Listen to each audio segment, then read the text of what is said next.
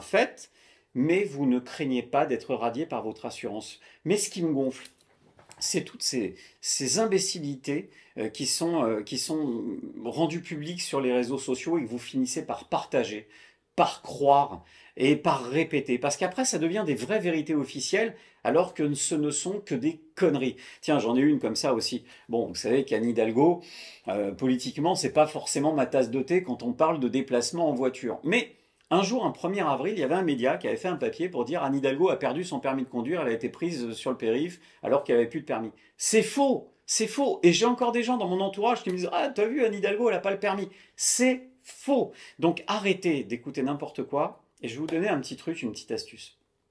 Un, le dimanche, ou toute la semaine, vous regardez En roue libre. Vous aurez toute l'info.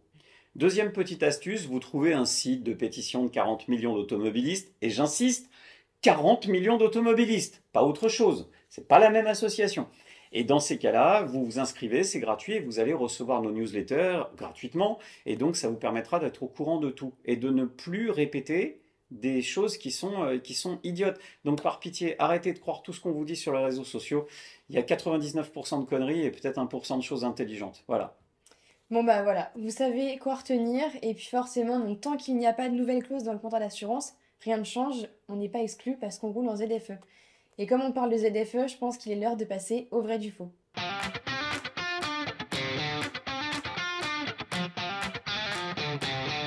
Vous le savez sans doute, mais depuis le 1er janvier 2025, il s'est passé des choses au niveau des ZFE. Voilà. Oui, Jade ne peut plus rouler, c'est fini. Ah, ma pauvre Jade. Et d'ailleurs, alors, on retrouve Jade pour ce vrai du faux. On va revenir un peu sur ces ZFE parce que sérieusement, c'est quand même le sujet de ce début d'année. Et alors, tu nous as préparé un jeu, toi. Oui, j'ai un petit quiz avec quelques questions pour vous et Vas-y. quelques images à vous montrer. Vas-y. Donc première question, quels critères ne peuvent plus circuler à Rouen? Les 3, les 4 et les 5. Bon, les 4 et les 5, c'était déjà... Non, les trois, je crois qu'elles sont sauvées. C'est ça. Ah, ils sont Les sauvés. trois sont sauvés. Yeah. Ah, trop Un bien. point. Pour Allez. Pierre. Quelle ville en 2025 ont interdit les critères 3? Lyon, Grenoble sûr. Paris aussi. Non, Paris, Lyon, Grenoble. Paris, il y a encore un... Montpellier. Ouais. C'est ça. Ouh là là là, je suis chaud. Je vois que t'es. À début d'année, là, attention. Eh, moi, je me fais écraser là. Donc, il y a qui? Paris, Paris, Lyon, Lyon, Grenoble Grenoble, et Montpellier. Montpellier. Alors, on rappelle quand même les critères 3, c'est tous les diesels d'avant 2011, tous les essences d'avant 2006. C'est Voilà. ça. Donc ça, c'est la liste des villes où t'as plus le droit de Ah, venir. j'ai plus le droit, moi je... Toi, c'est Blablacar ou Excuse. personne, quoi. Ou Ouais, rien. alors, D'accord. ceci étant dit, tu peux rouler à partir de 20h, tu peux rouler les Oui. week-ends. Non, pas partout. Mais bien sûr que si. Mais non, c'est ça, Malolo. C'est que les dérogations sont pas les mêmes dans toutes les communes. Ah oui, mais quand même, en règle générale. En fait, pour faire simple, c'est-à-dire que Jade, tu lui dis, tiens, viens, on se retrouve à Rouen, elle te dit, bah non. Et moi, je lui dis, ben, Jade, prends le train. Elle peut elle peut rouler jusqu'à Bagnoles de Non, l'Orne. mais Rouen, toi, à quel critère la tienne? 3. Ah bah c'est bon, Rouen, Ah, t'es elle trois peut. Oui, Ah d'accord, ah, je À crois que Rouen, t'étais elle 4. peut. ah, je pensais aussi, mais Et D'accord. c'est Paris, Montpellier, Grenoble et Lyon où tu peux pas rouler. Hmm. Voilà. c'est ça. Bon, tu peux Alors. avoir rien. La suite. À Strasbourg, Oui. l'autoroute est-elle concernée par les ZFE? Non. Ça dépend, mais, c'est à Reims. Eh bah, si, elle est concernée, mais pas entièrement. Donc, il y a la partie de l'A4 du nord de l'échangeur A4 A35 sur l'A35 au nord de l'échangeur et sur la M35 jusqu'à l'échangeur numéro 10 et sur la M353 pour Et de- permettre un contournement. Et Non, donc, sérieux. ça veut dire quand tu es sur l'autoroute, Ah, il y a un c'est ça. moment, donc le mec il Oui. roule, il voit le panneau, il Ouh fait là là. chérie, je suis critère quoi? L'autre il lui dit genre c'est c'est la foutrement rien. Je sais pas par où passer. Panique à bord, tu vois, clac dans le décor. C'est ouf. On nous parle d'échangeurs, tout ça. C'est fou. On fait pas attention à ça forcément sur la route. Ouais, mais écoute, Ensuite, Alors, vas-y, on a ici une petite Peugeot 206 essence. immatriculé 2001. en 2001. Et il y a Lucas, il souhaiterait se rendre à Paris lundi après-midi pour aller voir un ami. Il peut pas. Est-ce qu'il a le droit? Et là, non. 2001. Non, il roule pas. C'est ça. Ouais, il Il peut n'a pas. pas le droit parce qu'il est critère 3. Alors, Et que c'est en semaine. vous Et que c'est en voyez- semaine à 16h. Voilà, mais vous voyez quand même la photo de cette voiture. C'est quand même une voiture, si elle est entretenue, oui. Ah bah je vois pas oui. pourquoi elle pourrait pas Super. circuler. Je comprends pas. On a maintenant une Clio 2 diesel de 2003. Et donc là, elle souhaite passer une journée à Paris samedi après-midi. Samedi après-midi, elle peut. À Paris, elle peut. Ouais, oui, parce que c'est- c'est dérogation oui, du week-end. C'est ça. Voilà. Donc elle est critère. Tu vois, je l'ai placé, Et ma dérogue. Mais alors, si Ouais, elle veut voilà. arriver dès le vendredi soir pour dormir à l'hôtel, Après 20h. elle peut. Après 20h. Mais il faut pas prendre les clés de l'hôtel avant 20h. Voilà, oui, c'est ça. sinon, Ceci étant dit, pour l'instant, ça va pas verbaliser. Il faudra juste, en fait, le petit conseil, c'est, vous savez comment ça va se passer. Pour les verbalisations, ils feront ça le jour où il y a un pic de pollution. Tant qu'il n'y a pas de pic, il n'y aura pas de verbalisation. Je pense pas. ça devrait. J'espère pas. Mais On ils a ont une annoncé l'arrivée des radars pour l'année prochaine. Oui. Attention. Oui, dès 2026. Hmm. On a ensuite une petite Citroën BX Sport 85. 85 Oh la pauvre. diesel. Elle roule encore. Et elle aimerait circuler La BX. à Lyon. Sport. Bah non, elle est morte. Elle peut plus. Et- Non, mais Lyon, c'est foutu. Eh ben moi, je dis oui et non. Non, 85. Eh ben oui Elle et est en non. 4 ou 5. Eh ben oui et non. Ah, Parce que elle peut être collection. Exactement. ah, mais oui, t'as raison. Et alors? Sauf que, t'as raison, il faut demander à passer la carte grise en C'est collection. ça. Donc s'il fait la demande, il aura le droit. Voilà, mais C'est il quand faut- même, et c'est très facile à faire maintenant. Oui, t'as bien vu 85. Donc alors, Elle a 40 ans la bagnole. Je résume. Non mais je résume parce Tu que sais c'est j'en ai- vachement tu important sais que l'écologie. J'en ai une BX 85. Avec le comme ça. Ouais. Vous Alors avez je pas- résume parce que l'écologie c'est quoi? Ça veut dire dans ta Clio t'as pas le droit de rouler, sauf si elle est très vieille, auquel cas elle pollue plus. C'est bon, tu peux rouler. Ouais. C'est ça. Hein. Logique. Voilà. C'est ça. C'est la magie, c'est Harry Potter. Voilà, mais Voilà. et ce qui est bien par contre pour les véhicules de collection, c'est que toute la demande maintenant pour passer en carte grise de collection, c'est vraiment amélioré. Ouais, Donc ça va beaucoup plus Tiens, vite. on va faire la petite annonce. Si vous avez des questions, si vous posez comment Ouais. on passe un véhicule en collection, vous vous rapprochez de la Fédération française des véhicules, d'époque. la FFVE, qui vous apportera toutes les indications pour transformer votre Voilà. voiture en véhicule de Et collection. on en profite pour saluer Monsieur Blanc qui est le président. Voilà. J'en ai une dernière. Ah Là, je trouve quand même que c'est le chapeau. Entre ces deux voitures, donc la Renault Capture TCE essence de 2020 et la petite Renault Twingo que j'ai, Mhm. qui est diesel de 2008, laquelle peut circuler à Montpellier? Eh ben, le capture. Le Renault Capture TCE, il est essence. Oui. Ah oui, elle Hmm. peut rouler à Montpellier, ouais. Et pas toi. Et la 2008, non. Bah non, Bah je non. peux pas rouler parce que ma voiture est C'est la 2008. Mmh. tienne. Elle est belle la couleur. Non, moi elle est Non, elle est rouge. en rouge. Mais c'est la même. Donc, la Capture peut rouler, elle est critère 1, pourtant elle émet entre 125 à 135 grammes de CO2 par kilomètre.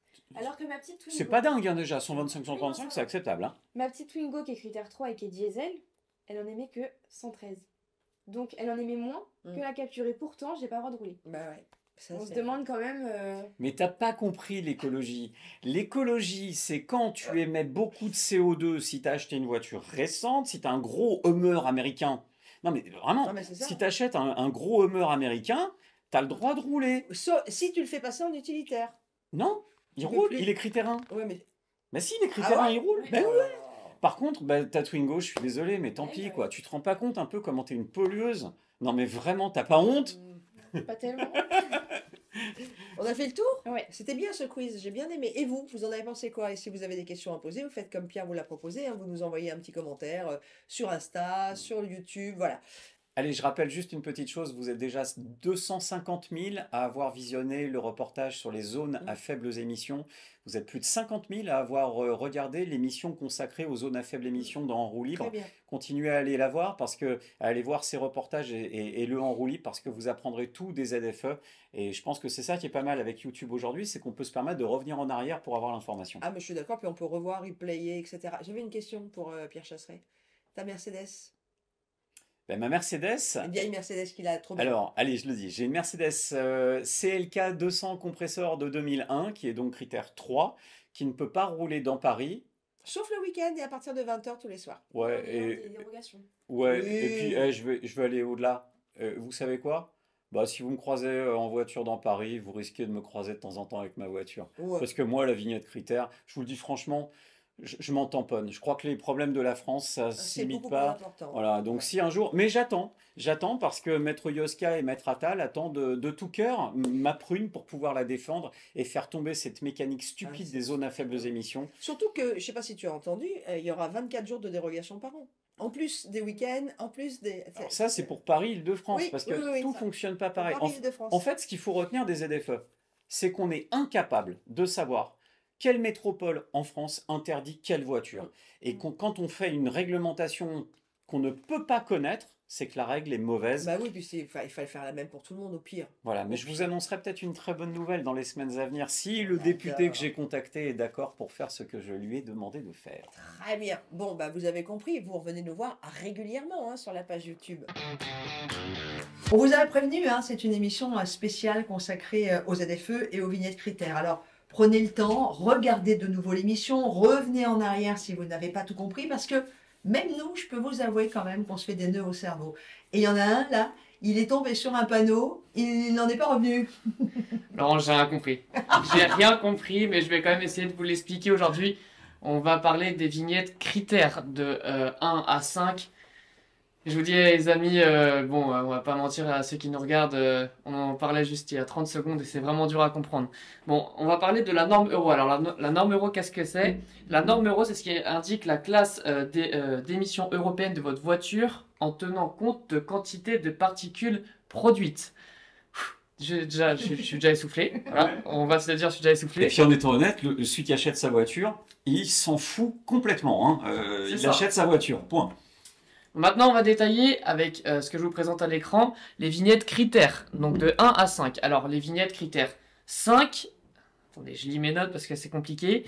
Alors, c'est les vignettes qui sont en norme Euro 2 entre le 1er juillet 1997 et le 31 décembre 2000 inclus. Tu parles des voitures. Diesel ou essence? Ça commence. Diesel, ça commence. Diesel, parce que l'essence ne peut pas avoir de vignette 4 ou 5. Il faut que vous compreniez, mais très objectivement, on comprend rien. Donc, Gabin, merci à Fabrice. Donc, si vous êtes un véhicule essence qui ne correspond pas à la classe de vignette, parce qu'il y a un gros blanc dans le panneau qui s'affiche à l'écran, vous avez quand même une 4. Les restrictions s'appliquent. Vous n'avez pas le droit de rouler. Vous êtes comme une vignette critère, mais on ne comprend rien. Non. Donc, on continue. Moi, j'ai compris. C'est que si tu as une voiture essence qui précède 97, elle est de 92, 91, si elle roule encore, bravo. Ouais. Tu es obligé d'avoir ou sur ton pare-brise la vignette 4 et la vignette 5, mais tu peux rouler. Non, pas les deux. Ou Un la seul, 4 ou t'auras la 5. 4. Oui, mais tu peux rouler. Ouais. Et ça veut dire quoi? Ça veut dire que j'ai pas le droit de rouler? Ça veut dire qu'en fait, non, tu peux pas rouler. Parce que les non classés, les véhicules d'avant 97, Ça y est. en essence, non classés, ils mettent quand même la vignette 4 D'accord. et ils n'ont pas le droit de rouler. D'accord. Oh la vache. Vous comprenez pourquoi ce système de ZFE n'a pas été compris par la grande majorité des Français, Ah dont nous faisons partie, et alors que nous sommes quand même un tout petit peu plus aguerris au sujet. et que sincèrement, ça n'impacte pas. Les gens ne comprennent pas. Alors, je suis une voiture essence entre le 1er janvier 2006 et le 31 décembre 2010 inclus. Je suis 2. Je suis 3. Je suis 2. Je suis 2. Laurence, 2 points. Vas-y, mets-nous l'année véhicule, carrément. J'ai une voiture 2 et tu donnes l'année. Ok, j'ai une voiture de diesel de 2008. Critère 3. Ouais, 3. Moi, je dirais 3. Bien joué. Ouais, je dirais Gros bon. Allez, dernier. Ouais. Merci. Parce qu'après, faut qu'on rentre, Euh, Dans la ZFE, il faut qu'on rentre dans la ZFE. Je suis un diesel de 2013. 2. Je suis un... Non. Ouais, je suis peut-être bien 2. Moi, j'aurais dit 3 limite, mais non, peut-être 2. Allez. Ouais, c'est Ouais, deux. t'as raison. C'est Ah, deux. j'en sais rien. Ouais, 2 à 2. Bon, bref. Voilà l'incompréhensible. Vous avez compris, personne ne comprend rien, même moi en préparant la chronique, je vous avoue que j'ai rien compris, vous l'avez bien vu Et puis, pendant... Gabin, on remet à l'écran ce fameux panneau. Ah ouais, si vous comprenez, dites-le nous, parce que là c'est... Mais en fait, le truc, c'est que tu te fais des nœuds au cerveau. Bah en fait, tu regardes le panneau et tu dis bon ok, j'ai compris. Après tu regardes une deuxième case, tu dis bon, j'ai pas compris, je reviens sur la première. Ouais. Et après tu passes Et direct à la encore. cinquième et tu dis... Et bon, pendant ce temps-là, tu roules. Et encore, on n'a parlé ni des véhicules utilitaires légers, ni des véhicules utilitaires poids lourds. Les On poids n'a lourds, pas parlé de tout ça. Ah, parce que c'est pas la même chose, hein, faut savoir. C'est peut Et est-ce que dans les ZFE, il y a aussi des critères pour les patins à roulettes? Non, parce qu'il y a un moment... Bon, en tout cas, vous l'avez compris, et c'est pour ça qu'on voulait, dans En roue libre, vous proposer une émission très spéciale. Merci, Gab. Quant à nous, eh bien, on va continuer juste après C'est quoi ce truc? Vrai ou faux? Ah bah tiens, on va accueillir tout de suite Fabrice Godefroy. Vous l'avez déjà vu un peu intervenir avant. Il n'en peut plus, il est sur les starting blocks. Et je peux vous dire que c'est un connaisseur. Eh ben, même lui, il a mal au crâne.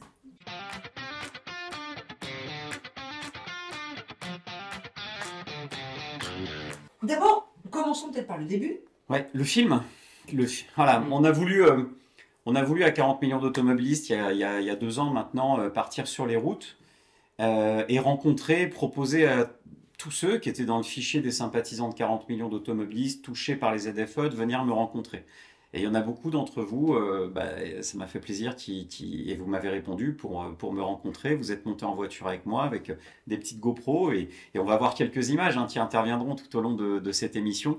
Et l'idée était de vous laisser parler de l'impact des ZFE sur vos vies pour qu'on comprenne qu'on n'interdit pas des voitures.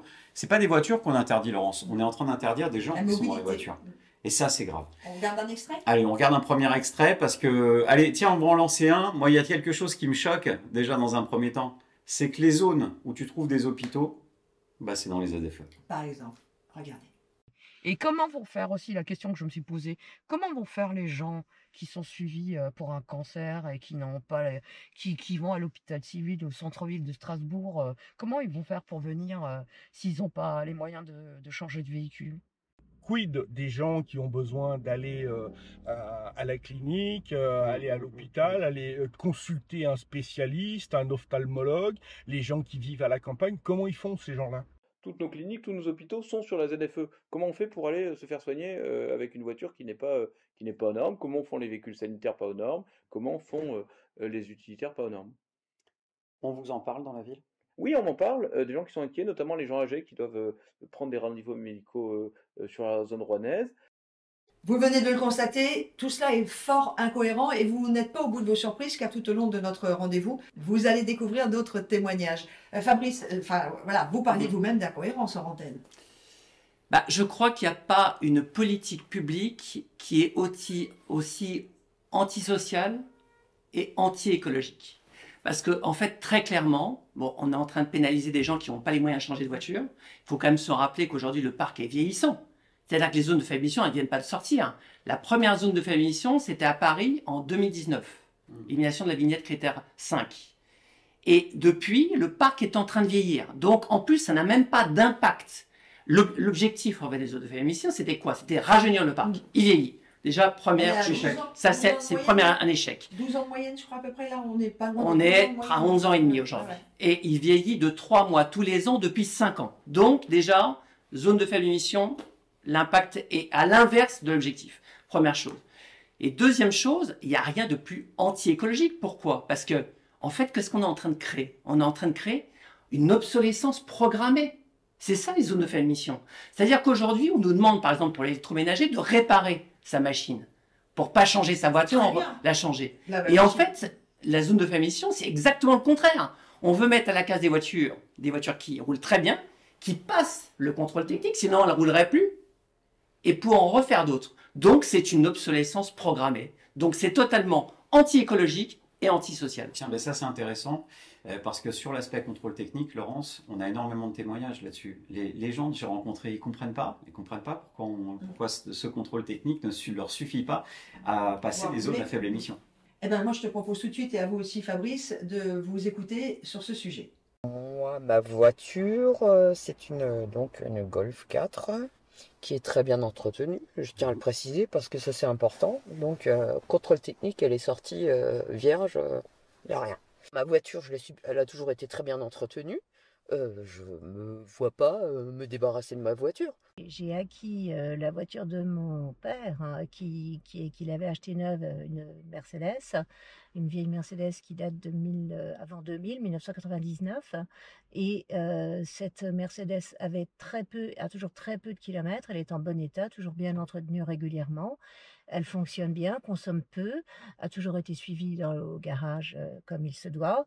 Et je ne roule pas beaucoup puisque je suis en retraite. Et je vais être obligée de la changer. Je ne sais pas. D'abord, je ne vois pas l'utilité et puis j'en suis vraiment désespérée. Nos voitures, effectivement, franchissent cette barrière de contrôle technique qui devrait nous autoriser effectivement à prendre la route. Elle est vraiment dans un état impeccable, vraiment, à la fois intérieur-extérieur, je l'entretiens, et même mes petits-enfants me disent, surtout, ne change pas, garde ta voiture, même mes petits-enfants, donc c'est quand même assez agréable à entendre. Elle a quel âge à peu près cette voiture? Elle a 22 ans, C'est-à-dire que dans quelques années, elle elle pourrait deviendrait... passer véhicule de collection. Et là, elle aura le droit de rouler. Et là, elle aura le droit de rouler à nouveau, c'est ça. C'est les incohérences c'est complètement incohérent. On est dans la fameuse voiture, Une des deux, elle est nickel. oui. Autant que possible. C'est la première Elle est chose très que je me propre. suis dit en montant. Alors, elle est propre. 2, extérieur, on ira regarder. Elle est impeccable. Est-ce qu'elle mérite d'être à la casse, cette voiture? Bon, pas du tout. Elle peut encore, elle a même pas 150 000 bornes. Donc, je veux dire, ok, elle a 12 ans, mais enfin bon, elle n'a pas non plus le nombre de kilomètres qu'on attendrait d'une voiture qui a 12 ans, et elle peut encore rouler, peut encore faire des kilomètres, quoi. Donc, pour moi, c'est vraiment du gaspillage. Ça semblait surréaliste et ça s'est fait. C'est par votre association que j'en ai entendu parler. On s'est rendu compte que mon épouse et moi qu'on allait être impactés. Les deux voitures? Les deux voitures, tout à fait. Est-ce que c'est vraiment très écologique de pousser à l'obsolescence programmée des millions de voitures? Enfin, je veux dire, je trouve ça complètement fou. À la base, nos voitures passent quand même déjà un contrôle pollution.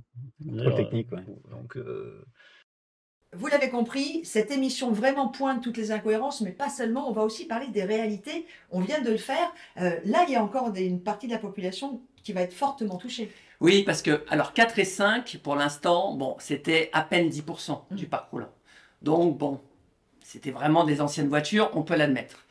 La vignette qui était à 3, là, c'est sûr que c'est beaucoup plus difficile à la faire passer. D'ailleurs, c'est pour ça qu'ils font pas mal de dérogations. Au C'est 1er janvier, là. C'est combien le pourcentage du parc? Alors, rien que la vignette critère 3, au niveau national, c'est 20% du parc roulant. Donc, quand on fait 3, 4 et 5 et non classés, on est aux alentours de 30% du parc roulant. Et on rappelle que les Donc, non c'est quand même classés, extrêmement ce sont important. les voitures à essence, par exemple, qui Avant Avant 97. 97, ok. Voilà, donc en fait, le problème, il est là. C'est-à-dire que sur un parc roulant, on va demander à des gens, 30% du parc roulant au niveau national, de ne plus pouvoir rentrer dans les métropoles. Parce que ce n'est pas les centres-villes. Souvent, je l'entends, Non, c'est les c'est les centres-villes. zones. C'est les métropoles. Si on prend Paris, par exemple, c'est à l'intérieur de la 86. Donc, en fait, c'est l'Île-de-France. Alors, pour ceux qui ne connaissent pas cette particularité parisienne, c'est que la 86 est à peu près à 10 à 15 km autour de Paris. Donc, c'est toute la zone qui est à l'intérieur de cela. Oui, c'est énorme. C'est-à-dire que toute l'Île-de-France, en fait, à partir du moment où ils ont une 3, 4 et 5, bon, bah, ils pourront plus rouler avec leur voiture. Mais Et les dérogations ne servent à rien. Je ne voudrais pas qu'on parle que de l'Île-de-France, excusez-moi, mais il y a des zones qui sont encore plus sévères, qui ont commencé déjà pour la critère 3. Si on prend la Z. Montpellier, on a celle de Montpellier, de Ouais. Grenoble, de Lyon, de Strasbourg, toutes ces zones qui font mal aujourd'hui, qui font mal parce que il faut faire très attention. Les médias vont beaucoup vous parler de la critère 3, mais il n'y a pas que les 3. Il y a déjà dans beaucoup de métropoles, on a des métropoles qui ont déjà interdit les 4, les 5 et les antérieurs depuis très longtemps. Et ça touche des Français. On n'interdit pas des voitures, on interdit à des Français de pouvoir circuler. Oui, et en plus de ça, on voit très bien qu'ils ont du mal à mettre en place les zones de faible émission pour toutes les raisons qu'on a évoquées, c'est-à-dire notamment la bombe sociale que ça représente. Et d'ailleurs, ils essaient de faire des dérogations. Mais les dérogations, j'ai vu en Île-de-France toujours, mais à Lyon c'est pareil, 24 jours où on pourra rentrer quand même malgré qu'on n'ait pas la bonne vignette critère. Ah, mais aujourd'hui, quelqu'un qui travaille tous les jours et qui fait du Paris banlieue tous les jours pour aller travailler, c'est pas 24 heures ou 24 jours qu'il lui faut. Non, puis c'est débile parce qu'en fait, chaque agglomération va le faire à sa sauce. Ce qui veut dire que personne n'est en capacité. Déjà, on ne sait pas. On a vu dans quelle vignette critère on est. Il faut être Champollion pour comprendre les panneaux. Ensuite de ça, vous ne savez pas dans quelle ville vous avez le droit ou pas de circuler selon les dérogations et comment ça se fait. Est-ce que c'est un site internet, un paplard? Enfin, on n'en sait rien. De toute façon, c'est une usine à gaz. Et Laurence, là, je pense à mon petit plombier que j'ai rencontré sur les routes et qui me parlait là du remplacement de son camion. Parce que lui, par contre, ça le touche. Ah oui, ça va toucher beaucoup, comme tous les artisans. Et d'ailleurs, là aussi, on vous a rencontré. Certains d'entre vous, artisans, nous ont donné leur avis sur les fameuses ZFE. Qu'est-ce que tu réponds à tous ceux qui vont te dire, Thierry, l'entrepreneur, il se débrouille, quoi. Il change sa voiture. Un véhicule hybride utilitaire, ça vaut 60 000 balles.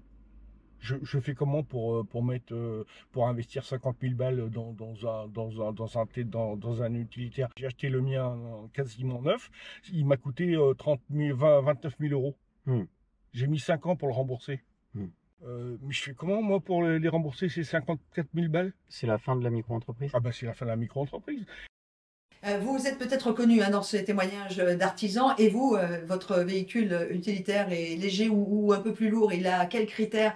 Là, pour le coup, on a un impact économique qui est incroyable. Oui, parce que dans tous les territoires, moi, quand je vais dans les territoires, notamment dans les sociétés, j'ai un réflexe, c'est de regarder sur le pare-brise la vignette critère.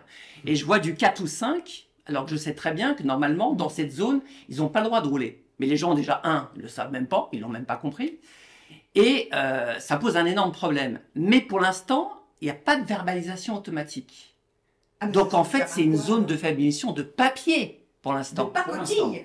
Parce que effectivement, ils ont leur voiture, ils n'ont pas de verbalisation, ils les ont éventuellement quand il y a des pics de pollution, parce qu'il y a des contrôles. D'ailleurs, entre parenthèses, il y a de moins en moins de pics de pollution, c'est quand même bizarre. Donc apparemment, la qualité de l'air s'améliore. Mais on voit très bien que tout ça, ça ne tient pas vraiment la route. Mais par contre, le jour où ils vont mettre les verbalisations automatiques, s'ils arrivent à les mettre, parce que ça fait depuis 2022 qu'on nous en parle, on nous parle de 2027. Mais c'est une bombe sociale. Si demain on met en place une verbalisation, si on commence à verbaliser ceux qui vont bosser, ceux qui emmènent leurs gamins à l'école, on est mort. C'est pour ça qu'ils ne le font pas. Ouais, mais je pense notamment, tu vois Laurence, je me souviens d'un déplacement, je suis à Reims. Et je rencontre dans la banlieue donc de la zone à faible émission de Reims, j'ai rencontré un maire, un petit maire local qui a une vingtaine de kilomètres dans le village de Romain. Et lui, il m'explique que dans sa ville, eh bien, il y a quasiment une voiture sur deux qui est touchée par les ZFE. Je ne suis pas étonnée. D'ailleurs, on parlait des artisans dernièrement, enfin là, il y a quelques instants. Mettez-vous à la place du plombier qui a sa camionnette. Il va falloir que s'il change de camionnette, qu'il fasse refaire tout l'intérieur de sa camionnette en plus, où il range tous ses outillages. Ça va même plus loin, parce que si on parle des entreprises qui ont des flottes de sociétés, quelle voiture aujourd'hui ils veulent acheter? C'est extrêmement compliqué, parce qu'on dit le diesel, il ne faut plus l'acheter. Sauf que le diesel, déjà, il y a 40% de couple de plus qu'un essence. Donc c'est adapté à une voiture qui va transporter de la marchandise. Ça, c'est la première chose. Et après, on va acheter quoi? Si c'est un grand rouleur, une véhicule essence, ça consomme plus. 20-25% de plus de consommation d'essence. Pas possible. L'hybride, plus cher. L'électrique, pour un grand rouleur, compliqué. Donc, en fait, le problème de tout ça, c'est que, une fois de plus, c'est encore anti-écologique. Parce que depuis qu'on a mis ça en place, finalement, on vend de moins en moins de voitures neuves. Et c'est pour ça que le parc vieillit. Parce que les gens sont perdus. Et avec ce genre de politique, ils sont là, ils se disent, bon alors, il faut que je change de voiture parce que j'ai les zones de faible émission, mais quelle voiture je dois acheter, quelle elle est adaptée? Enfin, vraiment, d'une complexité totale. Et puis, il y a ceux qui m'ont dit, on n'a pas les moyens. Et ce témoignage, Laurence, c'est moi qui vais l'envoyer. Regardez bien ça. Je pense à vous, Marie, et à votre conjoint sur ce coup-là, parce que j'ai été profondément touché. Je le dis souvent, Marie, c'est l'une des rares personnes dans ma vie qui a réussi à me faire taire pendant 5 minutes, où j'ai pas réussi à parler et à en placer une, parce que j'étais juste extrêmement touché. Je pense que le président de la République va certainement visionner ce témoignage, le vôtre. Donc là, vous avez la possibilité de lui adresser un message. Ouais. Voilà, Emmanuel Macron, il est ici. Vous lui dites quoi?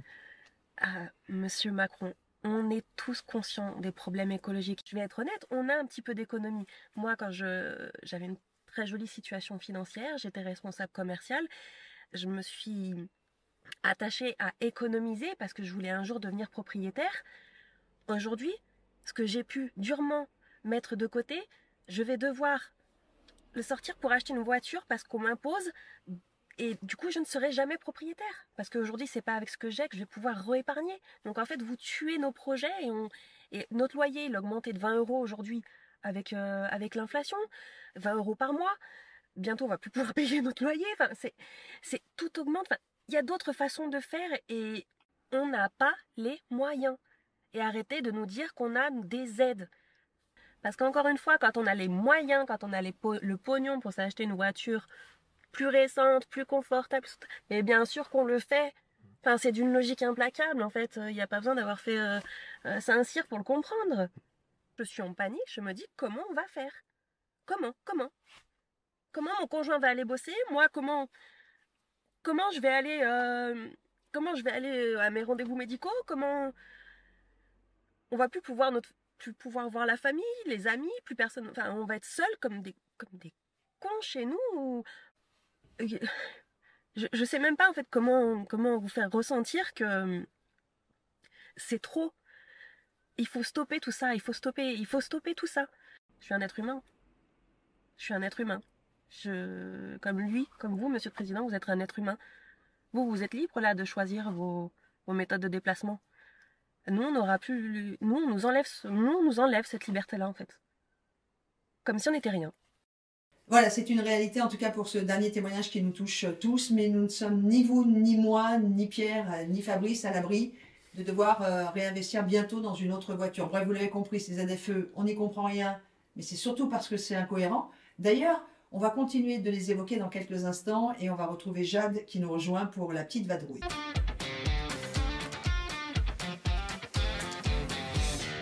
D'habitude, pour notre petite vadrouille, Jade, qui nous a rejoint sur le plateau, se balade et nous fait découvrir des endroits sympas. Et bien là, aujourd'hui, c'est autrement.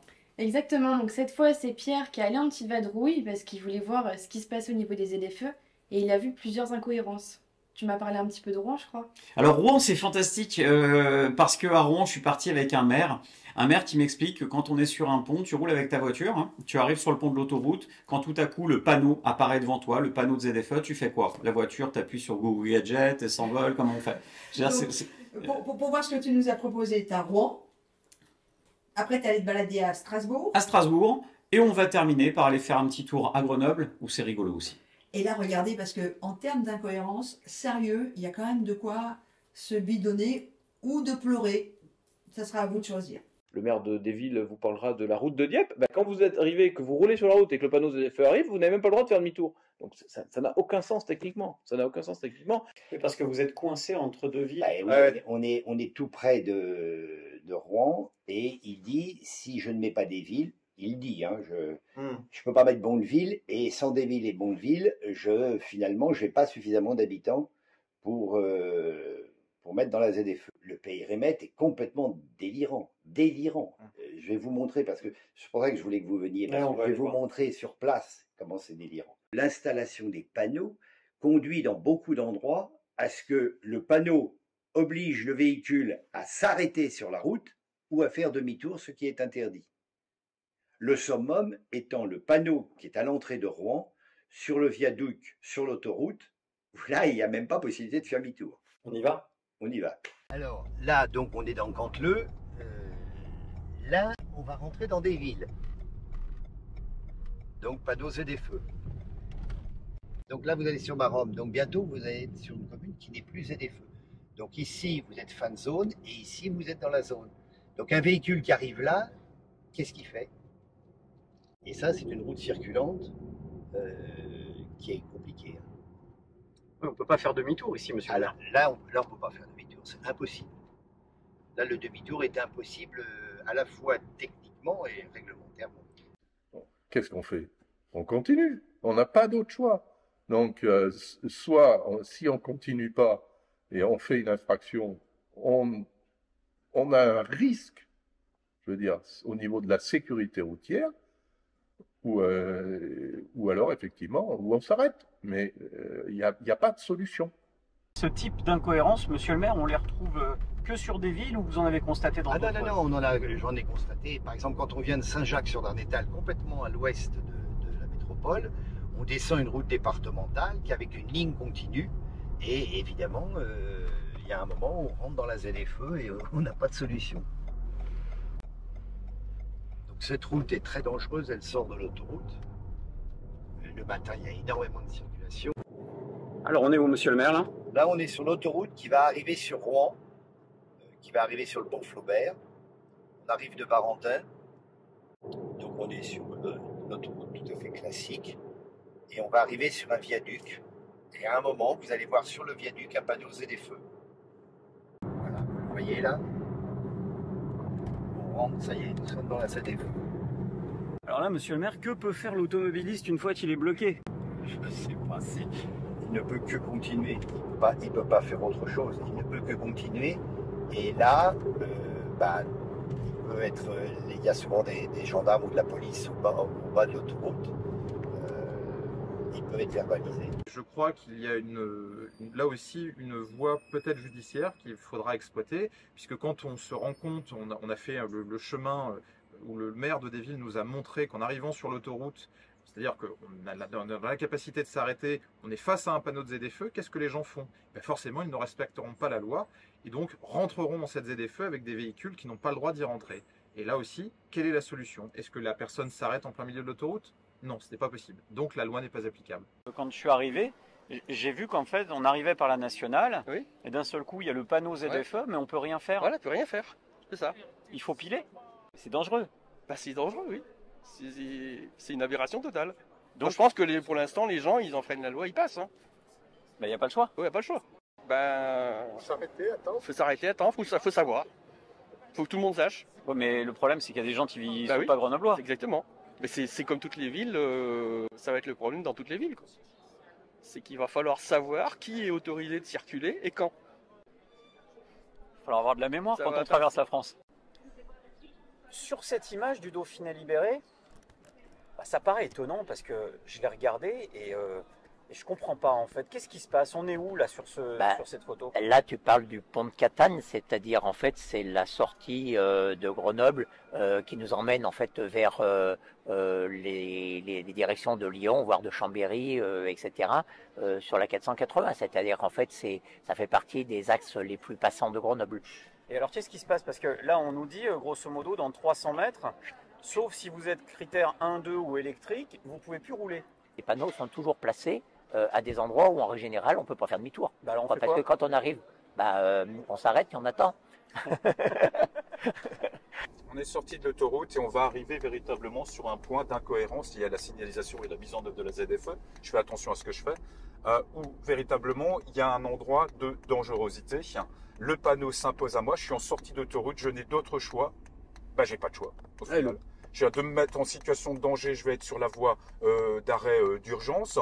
Je fais comment au demi-tour? Je vais franchir une ligne blanche avec un terre-plein matérialisé. Mais comment je fais concrètement? Une marche arrière? Bref, je me trouve piégé, j'ai pas de solution. Je fais quoi?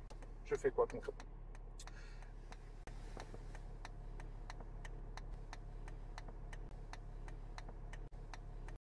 Bon, vous l'avez constaté. D'ailleurs, si vous avez aussi remarqué dans votre secteur des incohérences liées aux ZFE, vous filmez avec votre téléphone portable, vous nous envoyez un message, histoire qu'on partage au maximum. Tiens, d'ailleurs, on va continuer de partager aussi le reportage complet. Oui, le reportage complet que vous pouvez retrouver sur le compte YouTube de 40 millions d'automobilistes.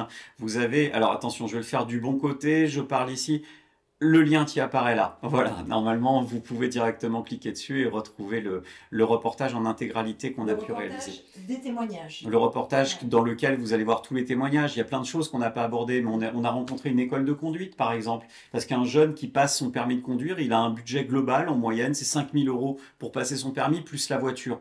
Et bien là, il n'y a pas de voiture possible pour rentrer dans les ZFE. Parce que...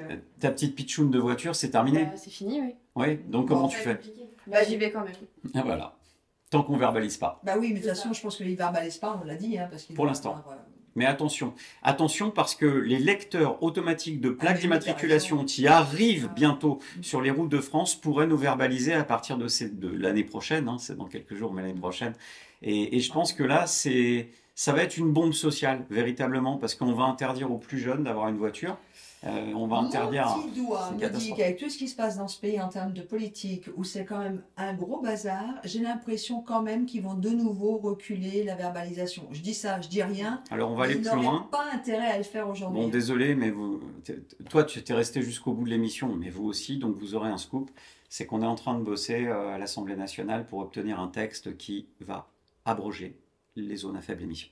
40 millions d'automobilistes travaillent en ce moment sur un texte que vous présentez à l'Assemblée nationale. Oui, dans quelques jours, on devrait présenter ça à l'Assemblée nationale. Le principe, c'est abroger de manière définitive les zones à faible émission et repartir d'une feuille blanche pour imaginer quelque chose de plus intelligent, basé autour du contrôle technique, tout simplement. Vous l'avez compris.